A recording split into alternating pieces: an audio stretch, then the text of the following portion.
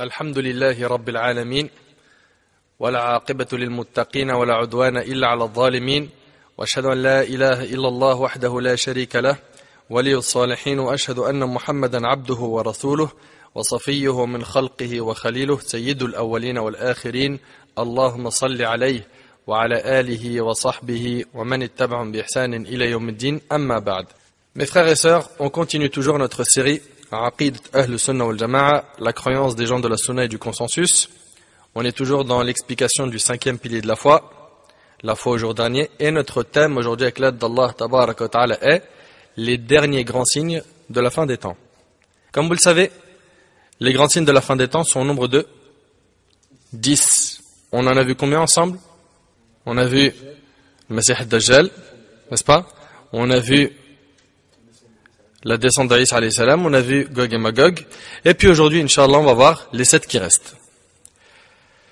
Je vous rappelle le hadith de Hudhayfa ibn Asid al-Ghifari, radiyallahu anhu, le prophète sallallahu alayhi wa sallam apparut, tandis que nous étions en train de discuter d'une question. Le prophète sallallahu alayhi wa sallam a dit, qu'évoquez-vous? Nous avons répondu, nous évoquons l'heure. Le prophète sallallahu alayhi wa sallam a dit, elle ne se lèvera pas avant que vous ne voyez 10 signes avant son arrivée.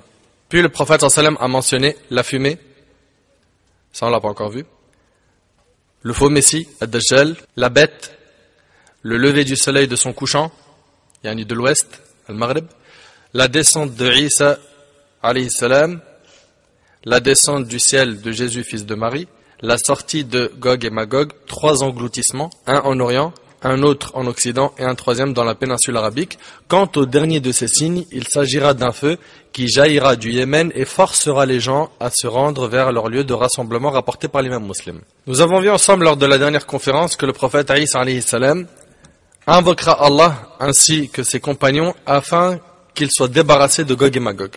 Vous vous rappelez? Et Allah Azza wa Jal enverra à Gog et Magog des vers sur leur cou. Au matin, ils mourront tous comme un seul homme. Ensuite, Allah Azza wa Jal fera tomber une pluie qui n'épargnera aucune maison, qu'elle soit en briques ou en poils. Elle lavera la terre si bien qu'elle la rendra aussi lisse qu'un miroir. Tout ça, on l'a déjà vu. L'époque de Isa alayhi salam sera une époque de sûreté, de paix et d'aisance. Allah Azza wa Jal enverra des pluies abondantes. La terre fera sortir ses fruits et ses bénédictions. Les biens couleront à flot. Et l'inimitié, la haine et la jalousie disparaîtront. Ça sera une très bonne époque. Puis lors d'une nuit, les gens dormiront et au matin, les croyants se réveilleront pour accomplir la prière de Subh, comme à leur habitude. Puis après la prière de Subh, ils s'étonneront qu'il fait toujours nuit. En principe, lorsqu'on sort de la mosquée après la prière de Subh, on voit les premières lueurs de l'aube, n'est-ce pas? Et pendant ce jour-là, il fera nuit. Le soleil n'apparaîtra pas. Wallah al-Azim, ça fait peur. Imaginez-vous un petit peu. L'heure du Dhuhr arrive, il fait toujours nuit. L'heure du Asr arrive, pareil, il fait encore nuit. L'humanité entière assistera à ce jour-là. Ce jour qui est un grand signe de la fin des temps. Ce que je vous dis là, c'est tiré d'un hadith qui est rapporté par Ibn Mardawayh, selon Hudhayfa ibn al-Yaman radiyallahu anhu. Pour plus d'informations, voir Umdatul Qari. Il s'agira du premier signe d'entrer dans la phase de bouleversement général de la situation de l'univers tout entier, qui est le lever du soleil de l'ouest. Le lever du soleil de l'ouest. Ce soleil qu'Allah Azza wa Jalla a créé, s'est toujours levé de l'est pour se coucher à l'ouest. Allah Tabaraka wa Ta'ala l'a créé et l'a placé selon un calcul minutieux. Le soleil est une créature d'Allah qui lui obéit. Allah Tabaraka wa Ta'ala dit dans Sourate Yasin, Sourate 36, verset 38, وَالشَّمْسُ تَجْرِي لِمُسْتَقَرٍّ لَهَا ذَلِكَ تَقْدِيرُ الْعَزِيزُ الْعَلِيمُ وَالْقَمَرُ قَدَّرْنَاهُ مَنَازِلَ حَتَّى عَادَ كَالْعُرْجُونِ الْقَدِيمِ لَا الشَّمْسُ يَنْبَغِي لَهَا أَن تُدْرِكَ الْقَمَرَ وَلَا اللَّيْلُ سَابِقُ النَّهَارِ وَكُلٌّ فِي فَلَكٍ يَسْبَحُونَ. Allah Tabaraka wa Ta'ala dit, et le soleil court vers un gîte qui lui est assigné. Et le soleil court vers un gîte qui lui est assigné. Telle est la détermination du Tout-Puissant, de l'Omniscient. C'est Allah Tabaraka wa Ta'ala qui contrôle le soleil. Et la lune, nous lui avons déterminé des phases, jusqu'à ce qu'elle devienne comme la palme vieille. Le soleil ne peut rattraper la lune, ni la lune devancer le jour, et chacun vogue dans une orbite. La science contemporaine, à travers les propos du président de l'Académie des nouvelles technologies aux États-Unis d'Amérique, à New York, a prouvé que le soleil, tout comme la lune, effectue une rotation autour d'un axe et suit une trajectoire spécifique et prédéfinie. Elle est spécifique et prédéfinie par qui? Cette trajectoire est prédéfinie par qui? Par Allah tabaraka wa ta'ala. Ainsi, sans jamais se rencontrer, la Terre tourne autour du soleil. Et la lune tourne autour de la Terre sur des orbites bien définies. Et Allah tabaraka wa ta'ala nous l'a révélé il y a plus de 1400 ans. Allah tabaraka wa ta'ala dit dans Surat Al-Anbiya, Surat 21, verset 33, وَهُوَ الَّذِي خَلَقَ اللَّيْلَ وَالنَّهَارَ وَالشَّمْسَ وَالْقَمَرَ كُلٌّ فِي فَلَكٍ يَسْبَحُونَ. Et c'est lui qui a créé la nuit et le jour, le soleil et la lune, chacun voguant dans une orbite. Allah tabaraka wa ta'ala a fait que la distance qu'il y a entre la Terre et le soleil est parfaite et que notre planète reçoit l'énergie nécessaire et indispensable à la vie. Il y a environ 150 millions de kilomètres entre eux. Et il suffirait que le soleil s'éloigne un petit peu de la Terre pour que celle-ci soit gelée. Et si au contraire le soleil se rapproche un petit peu de la Terre, alors tous ces êtres vivants y seraient brûlés. Qui a placé le soleil dans cet endroit? C'est Allah tabaraka wa ta'ala. Allah tabaraka wa ta'ala dit dans Surat Ar-Rahman, Surat 55, verset 5, Ash-shamsu wal-qamaru bihuzban. Le soleil et la lune selon un calcul minutieux. Et selon Abu Dharr, radiyallahu anhu, le prophète sallallahu alayhi wa sallam a dit, savez-vous où va ce soleil? Savez-vous où va ce soleil? Ils répondirent, Allah et son messager savent mieux. Et là, le prophète sallallahu alayhi wa sallam a dit, le soleil vogue jusqu'à aboutir à son gîte sous le trône. Le trône de qui? Le trône d'Allah. Alors il se prosterne. Allahu Akbar. Le soleil se prosterne. Écoutez bien. Le hadith, il est authentique, il est rapporté par l'imam Muslim et Al-Bukhari le rapporte en résumé. Dans le hadith, le prophète sallallahu alayhi wa sallam dit, le soleil vogue jusqu'à aboutir à son gîte sous le trône, alors il se prosterne. Oui, le soleil se prosterne. Et c'est prouvé par le Coran. Mais hélas, un grand nombre d'entre nous s'est éloigné du Coran. Allah tabaraka wa ta'ala dit dans Surat Al-Hajj, Surat 22, verset 18, أَلَمْ تَرَ أَنَّ اللَّهَ يَسْجُدُ لَهُ مَنْ فِي السَّمَاوَاتِ وَمَنْ فِي الْأَرْضِ وَالشَّمْسُ وَالْقَمَرُ وَالنُّجُومُ وَالْجِبَالُ وَالشَّجَرُ وَالدَّوَابُ وكثير من الناس وكثير حق عليه العذاب ومن يهن الله فما له من مكرم إن الله يفعل ما يشاء. N'as-tu pas vu? Là c'est un discours adressé au prophète sallallahu alayhi wa sallam. Écoutez bien. Allah tabaraka wa ta'ala dit, n'as-tu pas vu que c'est devant Allah que se prosternent tous ceux qui sont dans les cieux et tous ceux qui sont sur la terre? Le soleil, la lune, les étoiles, les montagnes, les arbres, les animaux, ainsi que beaucoup de gens. Il y en a aussi beaucoup qui méritent le châtiment. Donc Allah subhanahu wa ta'ala dit que tout ce qui se trouve entre les cieux et la terre se prosterne pour Allah. Allah tabaraka wa ta'ala nous dit que ce qu'il y a entre les cieux et la terre se prosterne, et il nous dit le soleil se prosterne, la lune, les étoiles, les montagnes se prosternent, les animaux se prosternent, ainsi que beaucoup de gens. Allah azza wa jalla dit à la fin du verset, et quiconque Allah avilit n'a personne pour l'honorer, car Allah fait ce qu'il veut. Et Allah tabaraka wa ta'ala dit dans Surat Ar-Ra'd, Surat 13, verset 15, وَلِلَّهِ يَسْجُدُ مَنْ فِي السَّمَاوَاتِ وَالْأَرْضِ طَوْعًا وَكَرْهًا وَظِلَالُهُمْ بِالْغُدُوِّ وَالْآصَالِ. Donc on a dit que le soleil se prosterne pour Allah, la lune, les montagnes, les étoiles, les arbres, les animaux, ainsi que beaucoup de gens. Et dans ce verset, Allah subhanahu wa ta'ala dit, et c'est à Allah que se prosternent bon gré, malgré ceux qui sont dans les cieux et sur la terre, ainsi que leur ombre. Allahu Akbar. Ainsi que leur ombre. Au début et à la fin de la journée. L'enfer sera leur refuge. Quel détestable repos. Retenez que tout ce qui est dans les cieux et sur la terre se prosterne pour Allah, excepté ceux qui ont mécru en lui. Toutes choses se prosternent et glorifient Allah tabaraka wa ta'ala. Retenez donc que tout ce qui est dans les cieux et sur la terre se prosterne pour Allah, excepté ceux qui ont mécru et les usat, ceux qui désobéissent à Allah tabaraka wa ta'ala. Toutes choses se prosternent et glorifient Allah azza wa jalla. Allah tabaraka wa ta'ala a dit aussi dans Surat Al-Isra, Sourate 17, verset 44, Tusabbihu lahu as-samawati as-sab'u wal-ard wa man fihinna wa in min shay'in illa yusabbihu bihamdihi walakin la tafqahuna tasbihahum innahu kana haliman ghafura. Les sept cieux et la terre, donc les sept cieux et la terre, et ceux qui s'y trouvent célèbrent sa gloire.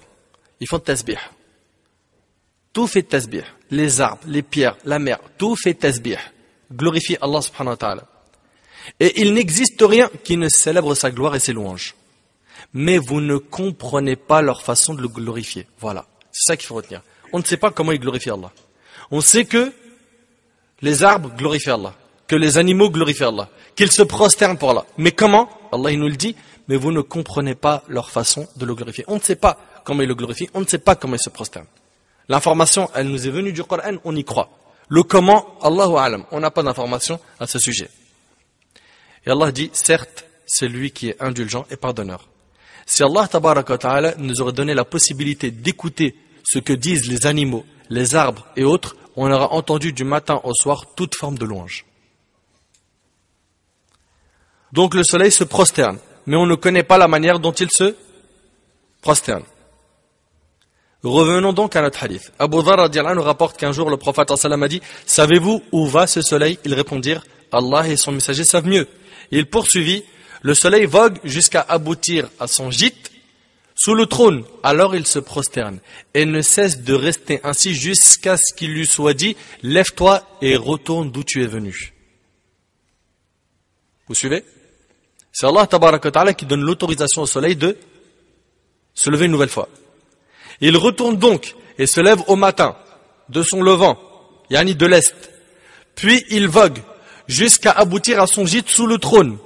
Alors il se prosterne et ne cesse de rester ainsi jusqu'à ce qu'il lui soit dit, lève-toi, retourne d'où tu es venu. Il retourne donc et se lève au matin de son levant, yani de l'est. Puis il vogue sans que les gens n'y trouvent quoi que ce soit. C'est-à-dire que ça devient une chose normale.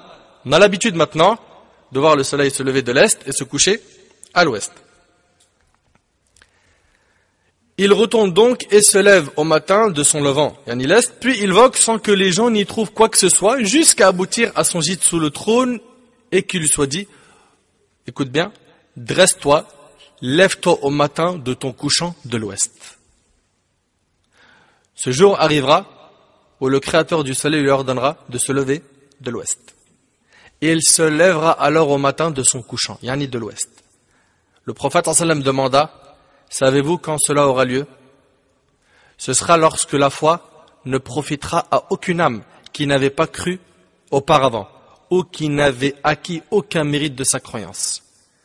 À ce moment-là, sachez-le, Allah tabaraka wa ta'ala n'acceptera plus de repentir. Le hadith il est rapporté par Muslim et l'imam al-Bukhari le rapporte de manière résumée. Cette dernière phrase du hadith est citée dans un verset. Dans Sourate Al-An'am, Sourate 6, verset 158, Allah tabaraka wa ta'ala dit يَوْمَ يَأْتِ بَعْضُ آيَاتِ رَبِّكَ لَا يَنْفَعُ نَفْسًا إِيمَانُهَا لَمْ تَكُنْ آمَنَتْ مِنْ قَبْلِ أَوْ كَسَبَتْ فِي إِيمَانِهَا خَيْرًا. Le jour où certains signes de ton Seigneur viendront, la foi en lui ne profitera à aucune âme qui n'avait pas cru auparavant ou qui n'avait acquis aucun mérite de sa croyance. L'imam al-Tabari, rahimallah, a dit dans son tafsir que les hadiths authentiques prouvent que les certains signes cités dans le verset désignent le lever du soleil de son couchant. C'est d'ailleurs l'avis de la plupart des exégètes. Ça c'est dans le tafsir al-Tabari. Et Abu Hurayra radiyallahu anhu rapporte que le prophète sallallahu alayhi wa sallam a dit, l'heure ne viendra pas jusqu'à ce que le soleil se lève de son couchant, yani de l'ouest.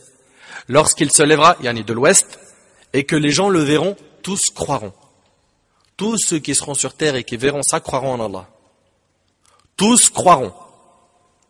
Mais ce sera lorsque la foi ne profitera à aucune âme qui n'avait pas cru auparavant ou qui n'avait acquis aucun mérite de sa croyance rapporté par Muslim. Ça veut dire quoi?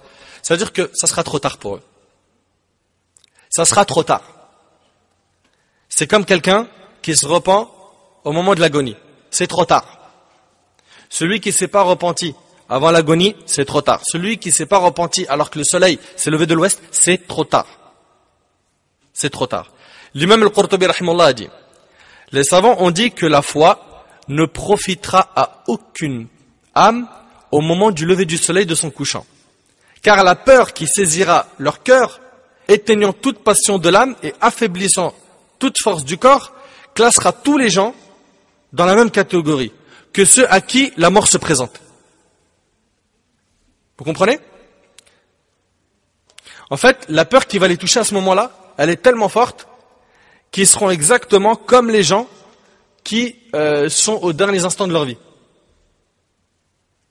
Celui qui agonise, c'est trop tard pour lui. Il y a un hadith dessus, on va le citer après, Inch'Allah. Eh bien, ces gens-là, tellement le signe sera grand et immense, la peur qui va les saisir les classera dans la même catégorie que ceux à qui la mort se présente, n'étant plus poussés par la moindre incitation à commettre les péchés et leur incapacité à le faire. À ce moment-là, tout le monde croira en Allah. L'imam al-Qurtubi dit, celui qui se repent dans une situation pareille, son repentir ne sera pas accepté. Tout comme le repentir n'est pas accepté pour celui à qui la mort se présente, alors qu'il agonise. Là, ici, quand on parle de repentir non accepté, on parle de tous ceux qui seront vivants sur terre, musulmans ou non. Ça sera trop tard. Selon Abu Hurayra radiyallahu anhu, le prophète sallallahu alayhi wa sallam a dit, il est trois choses qui, lorsqu'elles apparaîtront, la foi ne profitera à aucune âme qui n'avait pas cru auparavant ou n'avait acquis aucun mérite de sa croyance. Le lever du soleil de son couchant, la fumée et la bête de la terre rapportée par l'imam Ahmad. Mes frères et sœurs, lorsque ces signes apparaîtront, la foi de celui qui n'était pas croyant auparavant ne sera pas acceptée. Tout comme le repentir du pécheur ne le sera pas. Et pour ce qui est de l'agonie, on en a parlé tout à l'heure, selon Abdullah ibn Omar, radiyallahu anhuma, le prophète sallallahu alayhi wa sallam a dit, Allah, glorifié et honoré, accepte le repentir de l'homme tant qu'il n'est pas à l'agonie.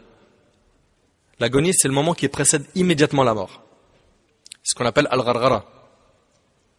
Allah tabaraka wa ta'ala a dit dans sourate An-Nisa, sourate 4, verset 18, وَلَيْسَتِ التَّوْبَةُ لِلَّذِينَ يَعْمَلُونَ السَّيِّئَاتِ حَتَّى إِذَا حَضَرَ أَحَدَهُمُ الْمَوْتِ قَالَ إِنِّي تُبْتُ الْآنِ وَلَا الَّذِينَ يَمُوتُونَ وَهُمْ كُفَّارٌ. Mais l'absolution, donc le pardon des péchés, n'est point destiné à ceux qui font de mauvaises actions jusqu'au moment où la mort se présente à l'un d'eux et qui s'écrie, certes, je me repens maintenant. Non, il n'y a pas de repentir à ce moment-là, c'est trop tard. Certes, je me repens maintenant, non plus pour ceux qui meurent mécréants. Donc eux, il n'y a pas de tauba makboula. Pharaon a demandé pardon à Allah quand il a vu qu'il allait se noyer. Allah Azza wa Jal n'a pas accepté sa tauba. Allah tabaraka wa ta'ala a dit dans Surat Yunus, Surat 10, versets 90 à 92, وَجَاوَزْنَا بِبَنِي إِسْرَائِيلَ الْبَحْرَ فَأَتْبَعْهُمْ فِرْعَوْنُ وَجُنُودُهُ بَغْيًا وَعَدْوًا حَتَّى إِذَا أَدْرَكَهُ الْغَرَقُ قال آمنت أنه لا إله إلا الذي آمنت به بنو إسرائيل وأنا من المسلمين. Maintenant il dit وأنا من المسلمين. Mais Allah subhanahu wa ta'ala il lui dit quoi? الآن وقد عصيت قبل وكنت من المفسدين فاليوم ننجيك ببدنك لتكون لمن خلفك آية وإن كثيرا من الناس عن آياتنا لغافلون. Et nous fîmes traverser la mer aux enfants d'Israël. Pharaon et ses armées les poursuivirent avec acharnement et inimité. Puis, quand la noyade lui atteint, ça y est, il est en train de se noyer, il est en train de mourir. C'est les derniers instants de sa vie.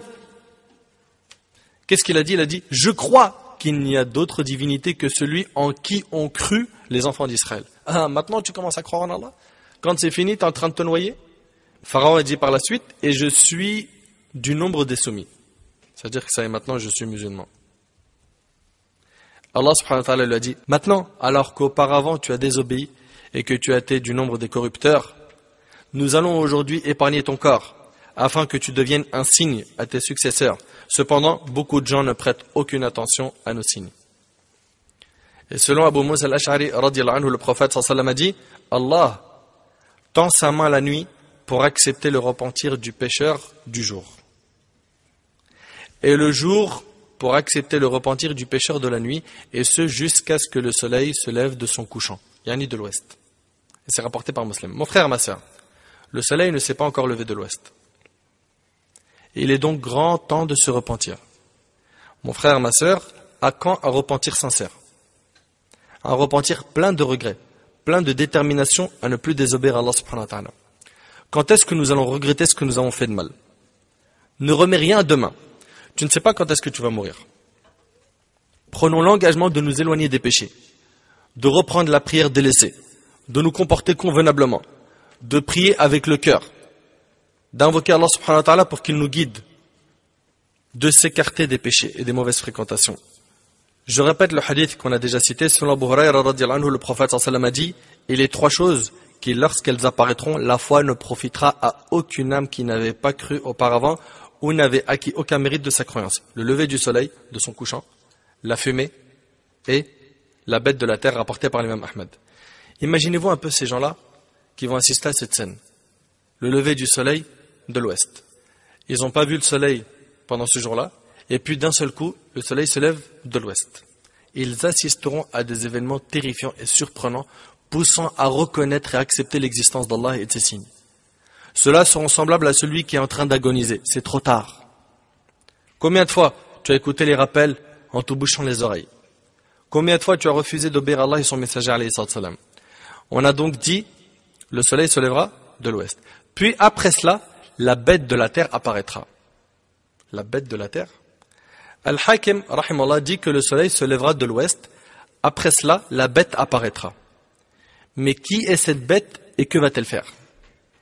Allah tabaraka wa ta'ala a dit dans sourate An-Naml, sourate 27, verset 82, وَإِذَا وَقَعَ الْقَوْلُ عَلَيْهِمْ أَخْرَجْنَا لَهُمْ دَابَّةً مِنَ الْأَرْضِ تُكَلِّمُهُمْ أَنَّ النَّاسَ كَانُوا بِآيَاتِنَا لَا يُوقِنُونَ. Et quand la parole tombera sur eux, écoutez bien, et quand la parole tombera sur eux, nous leur ferons sortir de terre une bête qui leur parlera. C'est cité dans le Coran. Écoutez bien, nous leur ferons sortir de terre une bête qui leur parlera. Les gens n'étaient nullement convaincus de la vérité de nos signes. Ibn Kathir rahimahullah a dit, ce noble verset a cité l'apparition de la bête, et que cela se produira lorsque les gens seront corrompus, qu'ils délaisseront les ordres d'Allah, et qu'ils changeront la religion de vérité.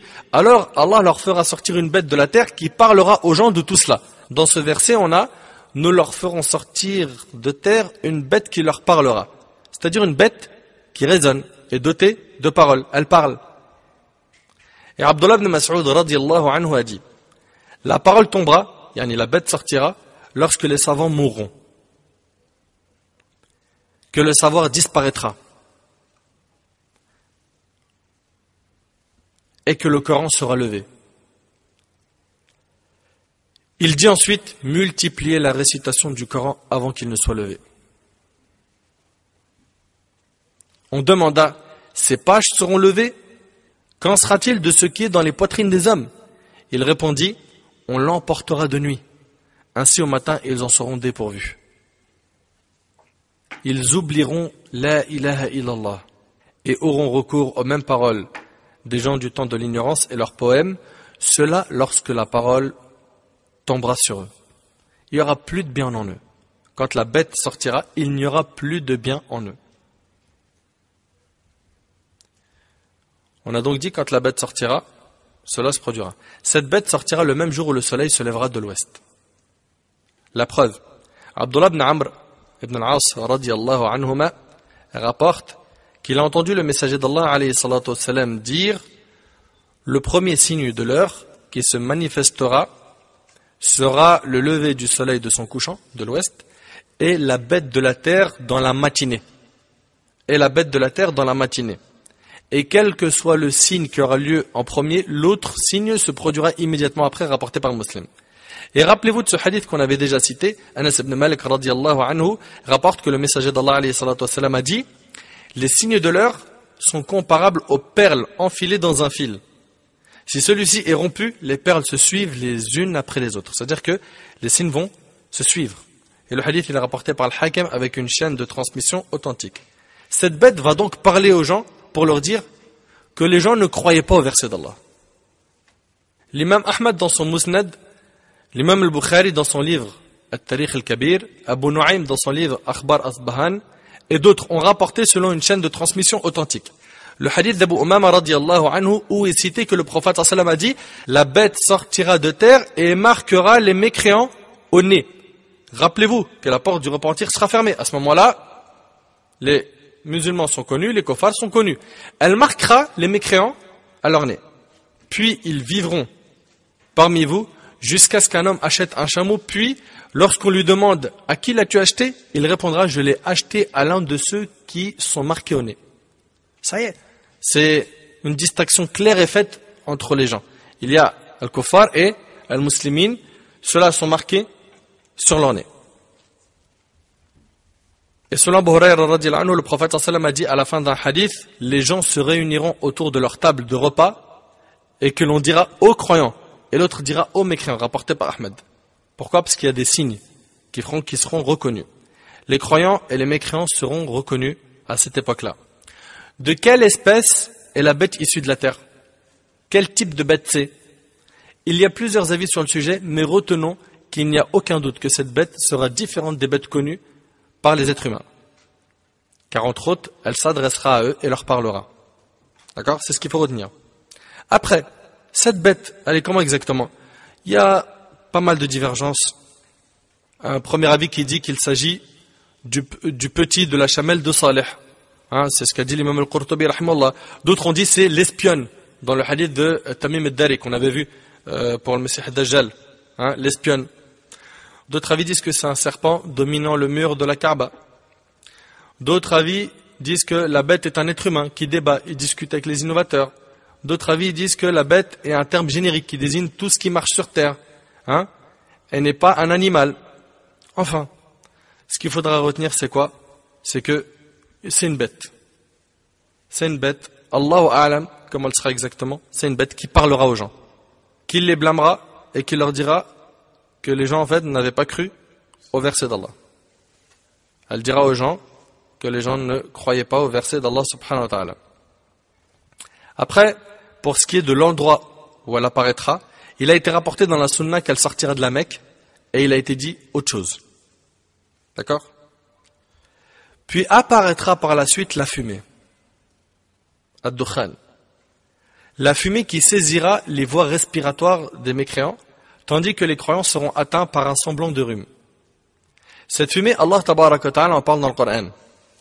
Allah tabaraka wa ta'ala a dit dans Surat Ad-Dukhan, Surat 44, versets 10 et 11, فَارْتَقِبْ يَوْمَ تَأْتِ السَّمَاءُ بِدُخَانٍ مُبِينٍ يَخْشَى النَّاسِ هَذَا عَذَابٌ أَلِيمٌ. Eh bien, attends le jour où le ciel apportera une fumée visible qui couvrira les gens. Ce sera un châtiment douloureux. Ce sera un châtiment douloureux.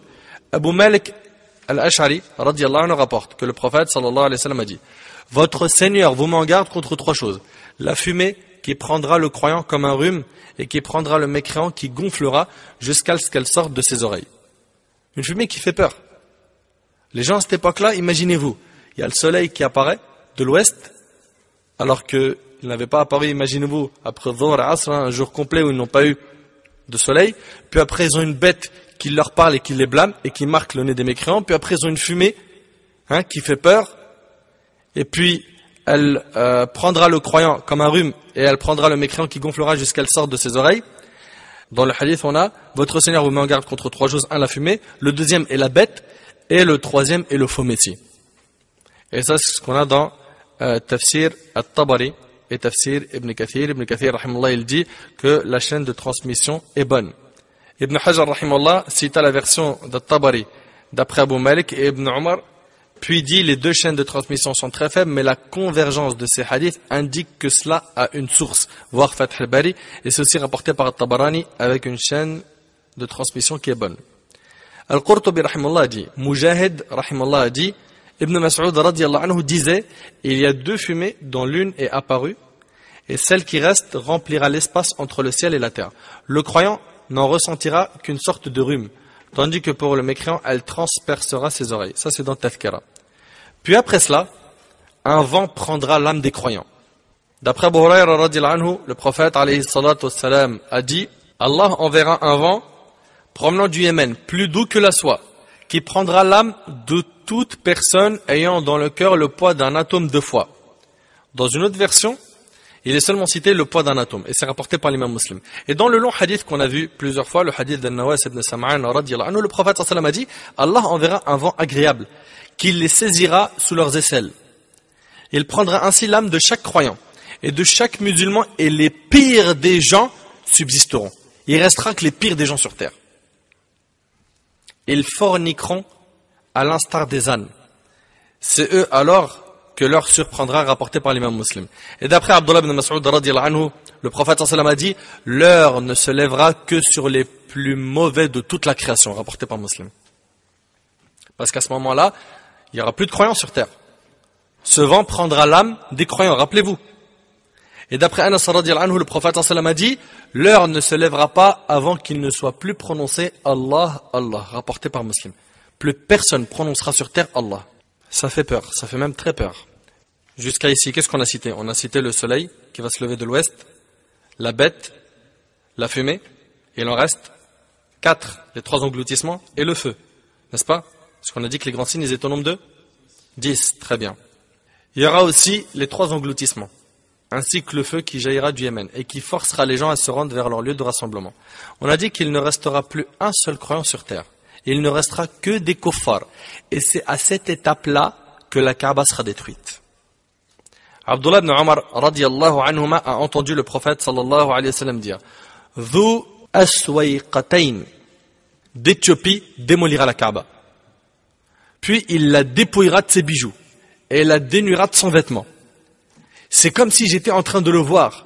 Un homme à petite tête dégarni sur le devant et aux pieds distordus, démolissant la Kaaba à coups de pelle et de pioche rapporté par l'imam Ahmad.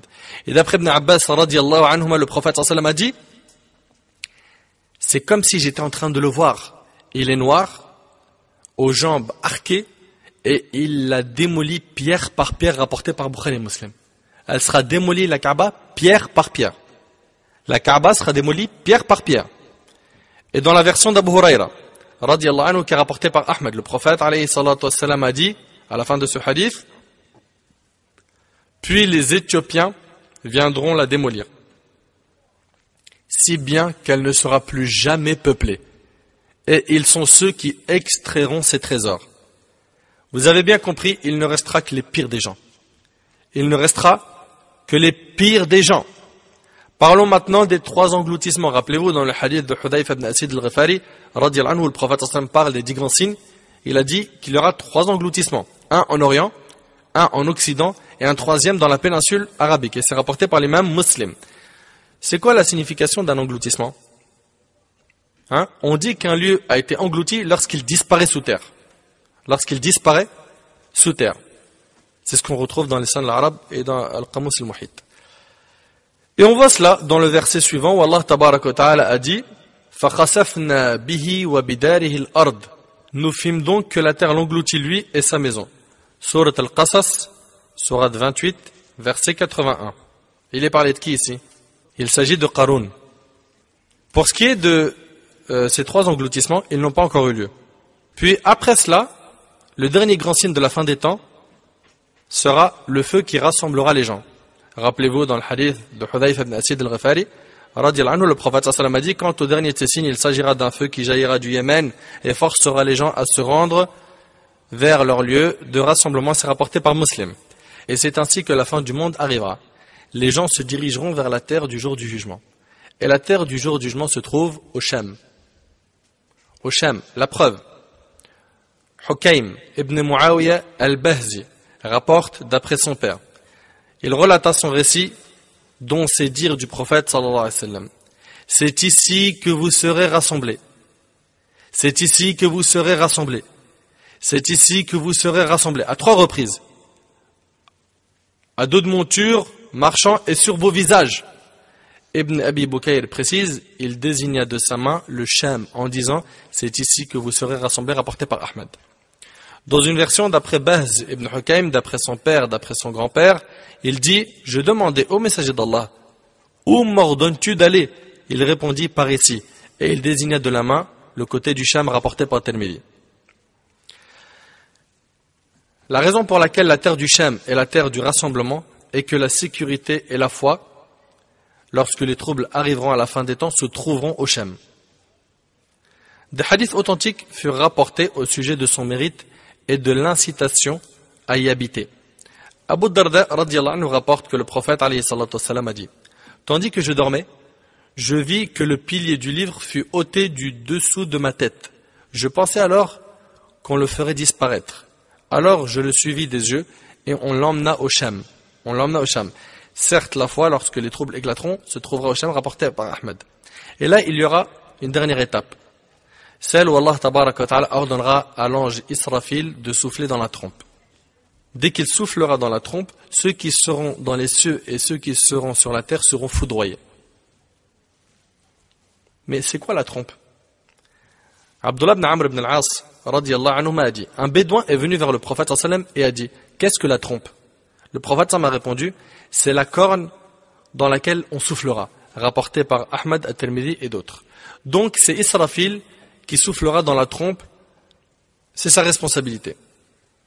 C'est donc Israfil qui soufflera dans la trompe, c'est sa responsabilité. Il soufflera 2 fois, d'autres avis disent que c'est 3 fois. Il y a divergence. La première fois où l'ange soufflera, les gens seront foudroyés, tout le monde va mourir. Et la deuxième fois, les gens seront ressuscités.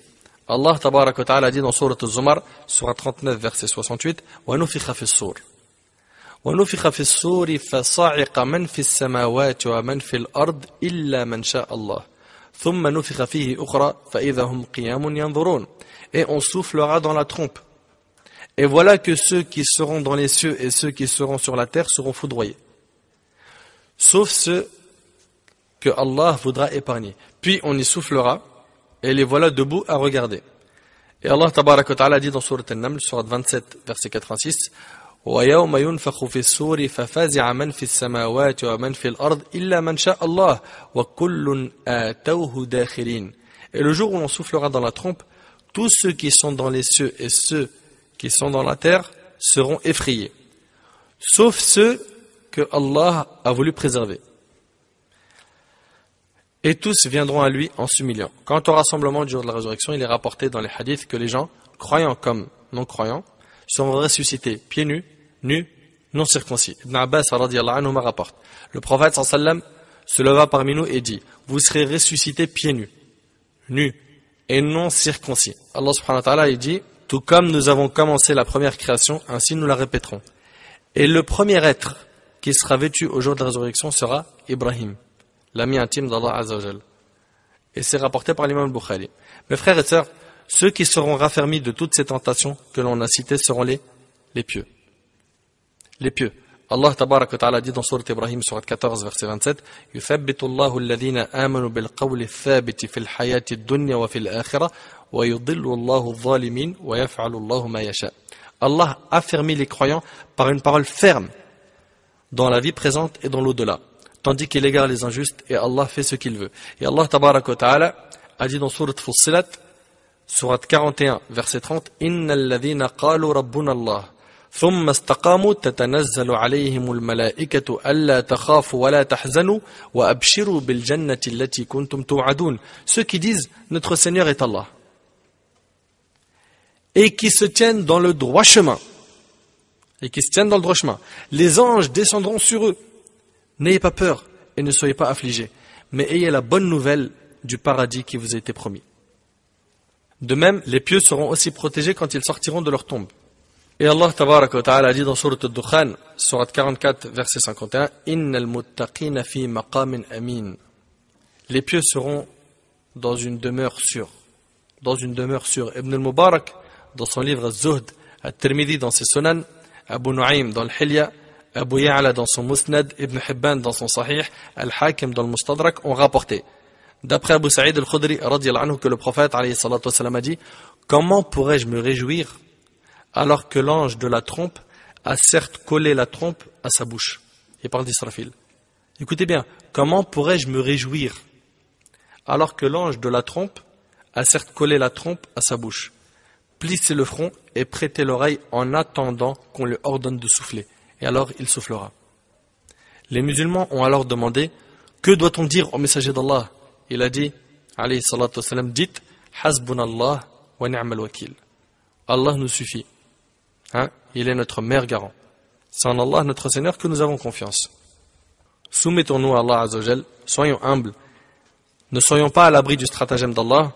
Selon Al-Ala radiyallahu anha, le prophète alayhi salatu wassalam a dit, par Allah, je ne sais pas, alors que je suis le messager d'Allah, ce qu'il adviendra de moi ni de vous. Rapporté par Al-Bukhari. C'est incroyable. Le prophète alayhi salatu wassalam, il dit, par Allah, alors que je suis le messager d'Allah, je ne sais pas ce qu'il adviendra de moi ni de vous. Il a peur, alayhi salatu wassalam, du châtiment d'Allah subhanahu wa ta'ala. Faisons tout pour gagner la miséricorde d'Allah subhanahu wa ta'ala, car c'est la clé du succès. Ne pensez pas que faire beaucoup d'œuvres, ça nous fait rentrer automatiquement au paradis. On le verra. Que c'est par la miséricorde d'Allah subhanahu wa ta'ala qu'on entre au paradis. Les œuvres sont une cause. L'imam Muslim rahimahullah rapporte dans son sahih qu'Abu Hurayra radiyallahu anhu a dit que le prophète alayhi salatu wassalam a dit l'œuvre d'aucun d'entre vous ne le fera entrer au paradis. Sur ce, les gens dirent et toi non plus, ô messager d'Allah? Il répondit moi non plus, à moins qu'Allah ne me couvre de sa clémence et de sa grâce. C'est par la miséricorde d'Allah subhanahu wa ta'ala. Et bien sûr, pour la miséricorde d'Allah subhanahu wa ta'ala, il faut la mériter. Il faut œuvrer, il faut travailler, il faut être sincère, il faut chercher à se rapprocher de la piété, se corriger, ne pas se contenter de ce qu'on fait et de se dire alhamdoulilah, je fais mes 5 prières par jour, ça suffit. Ou la sœur, j'ai porté mon hijab, stop, là, c'est fini. Il y a un boulot à faire, un grand boulot afin de purifier notre cœur. Alhamdoulilah, on vient de finir les grands signes de la fin des temps. Je demande à Allah tabarak wa ta'ala de faire que cette série soit utile. Et je demande à Allah azza wa jal de l'accepter de ma part et de m'accorder la sincérité, et ce jusqu'à ma mort. Et puis, il nous manque maintenant quelques cours afin de finir les 6 piliers de la foi. Il nous manque encore la résurrection, ça on va en parler la semaine prochaine, Inch'Allah. Il nous manque aussi le paradis et l'enfer. On en fera un cours surtout pour le côté aqida. Et puis après ça, il ne manquera plus que la foi au destin. Et on aura terminé, Inch'Allah, l'explication des 6 piliers de la foi. Qu'Allah subhanahu wa ta'ala me facilite de la finir. هذا والله أعلم وسبحانك اللهم وبحمدك أشهد أن لا إله إلا أنت أستغفرك وأتوب إليك